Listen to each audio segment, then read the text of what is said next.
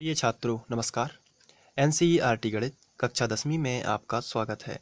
आज हम लोग प्रश्नावली 8.2 का प्रश्न क्रमांक 1 हल करेंगे, जिसमें हमें इस तरीके के 5 प्रश्न दिए गए हैं जिनको हमें सॉल्व करना है, यानी इनकी मान ज्ञात करना है। तो मान ज्ञात करने के लिए हमें त्रिकोणमितीय सारणी की आवश्यकता पड़ेगी, और इसके पहले मैंने आपको बताया है कि त्रिकोणमितीय सारणी किस प्रकार बनाई जा सकती है। जिन बच्चों ने अभी तक ये नहीं देखा है कि त्रिकोणमितीय सारणी किस प्रकार बनाई जाती है, तो वो इसमें प्लेलिस्ट में जाके देख सकते हैं, क्योंकि यहाँ पर मैं उसी सारणी से डायरेक्ट मान रखूँगा और यहाँ इनको सॉल्व करूँगा। तो आपको सारणी बनानी आनी ही चाहिए, और उसमें मैंने आपको बताया है, तो आप वहाँ जाकर उसको देख लीजिए। और जिन छात्रों ने देख लिया है तो वो कंटिन्यू यहाँ से शुरुआत कर सकते हैं। चलिए सबसे पहला प्रश्न ले लेते हैं। Sine 60 cos 30 sine 30 cos 60। तो स्टार्ट करते हैं। तो सबसे पहले हमें जो दिया गया है हम उसको लिख लेते हैं। इसके बाद हम देखेंगे साइन 60 कितना होता है। तो ये रही हमारी सारणी, और आप यहाँ पर देख सकते हैं साइन 60 अंश का मान कितना है, √3/2। तो हम यहाँ पे लिखेंगे √3/2।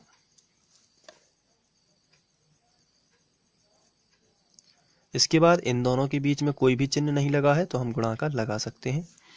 और cos 30 देख लेते हैं सारणी में। ये है cos, ये है 30। देखिए कितना है, √3/2। तो यहाँ पर हम लिखेंगे √3/2 प्लस के नीचे प्लस। साइन 30 देख लेते हैं कितना है। ये है साइन, ये है 30, 1/2। तो हम यहाँ पे लिखेंगे 1/2। तो चलिए यहाँ पे हमने लिख लिया 1/2। यहाँ पे कोई भी साइन नहीं है तो हम गुणा का चिन्ह लगाएंगे। और cos 60 देखते हैं कितना है। ये देखिए cos 60 1/2। तो यहाँ पे हम लिखेंगे 1/2। चलिए अब सॉल्व करते हैं। करनी ऊपर ऊपर का गुणा और नीचे नीचे का गुणा, इसी तरीके से ऊपर ऊपर का गुणा और नीचे नीचे का गुणा। करनी 3 का करनी 3 में करोगे तो 3 बाहर आ जाएगा, और 2 दूनी 4।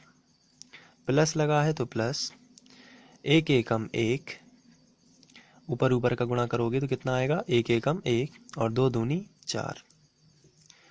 इसके बाद यहाँ पे आगे बढ़ना है। 4 और 4 का एलसीएम 4 ही आएगा।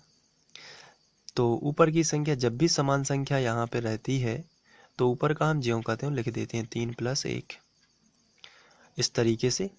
और यदि आप एलसीएम से समझना चाहें तो 4 का भाग 4 में गया एक बार, तो 1 का गुणा 3 में होगा, 3 एकम 3। इसी तरीके से 4 का भाग 4 में गया एक बार, और 1 का गुणा 1 में होगा तो 1। अब इसके बाद 3 और 1 कितना हुआ, 4 और बटे 4। समान संख्या बटे में होती है तो उसका आंसर हमेशा 1 ही आता है। तो ये पहले का आंसर होगा। अब हम दूसरा ले लेते हैं। इसके बाद दूसरा प्रश्न दिया गया है 2 tan वर्ग 45 प्लस cos वर्ग 30 माइनस sin वर्ग 60। तो इसी को सॉल्व करना है। तो इसके लिए हम फिर से आवर्त सारणी हमारी त्रिकोणमितीय सारणी है, इसका इस्तेमाल करेंगे। और त्रिकोणमितीय सारणी में सबसे पहले tan 45 का मान चाहिए, और 2 लिखा है तो 2। तो पहले तो जो दिया गया है हम उसको नोट कर लेते हैं, जो हमें क्वेश्चन में आया है। इसके बाद यह 2 लिखा है तो यहाँ पर हमने 2 लिखा, लेकिन tan 45 का मान हमने देखा सारणी से। तो ये देखिए tan 45 जो है वो होता है 1। तो हमने यहाँ पे लिखा 1। तो 2 और tan के बीच में कोई भी साइन नहीं है तो हम यहाँ पे मल्टीप्लाई बाई लगा सकते हैं, यानी कि गुणा का चिन्ह। और 1 और tan का वर्ग था, इसलिए हमने यहाँ पे 1 tan 45 का वर्ग यानी कि 1 का वर्ग कर दिया। प्लस है तो प्लस cos 30। तो यहाँ पे देखिए cos 30 कितना है, करनी 3/2। तो हमने यहाँ पे लिखा करनी 3/2, लेकिन वर्ग लगा है इसलिए हमने भी वर्ग लगा दिया। माइनस लगा है तो माइनस। साइन 60 देख लेते हैं कितना है। ये देखिए साइन 60 करनी 3/2 है।